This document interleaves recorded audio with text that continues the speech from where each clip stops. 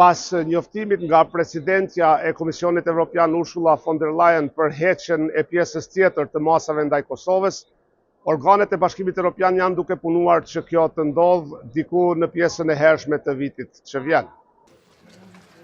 Njoftimi së pari u dha të mërkurën mbrëma nga presidentja e Kosovës Vjosa Osmani e më pas nga presidentja e Komisionit Evropian Ursula von der Leyen pas përfundimit të darkës në samitin BE Ballkani Perëndimor. Von der Leyen nuk përmendi ndonjë datë, por mësohet se në strukturat e BE-s po punohet për heqjen e masave në pjesën e hershme të vitit që vjen. Kur të hiqen masat për shumën prej 205 milion eurosh në vitin që vjen, krahas paralajmërimit të Komisionit për heqjen e masave për 216 milion tjera, përfituesit nga Kosova do të kenë në dispozicion shumën e plotë nga mjetet e paraanëtarësimit apo programet IPA. Në BE akoma nuk caktësojnë se cili do të jetë fati i masave politike të vendosura ndaj Kosovës, të cilat kishin të bëjnë me refuzimin për të takuar përfaqësues të lartë nga Kosova në takimet bilaterale. Por këtë pjesë realisht shumica e madhe e vendeve anëtare të BE-s nuk e kishin respektuar edhe ashtu. Mungesa e takimeve më të shpeshta me përfaqësues të Kosovës ka pasur të bëjë më shumë me faktin se Kosova nuk ka formuar qeverinë e re të dalur nga zgjedhjet e fundit, sesa me masat e vendosura nga Bashkimi Evropian.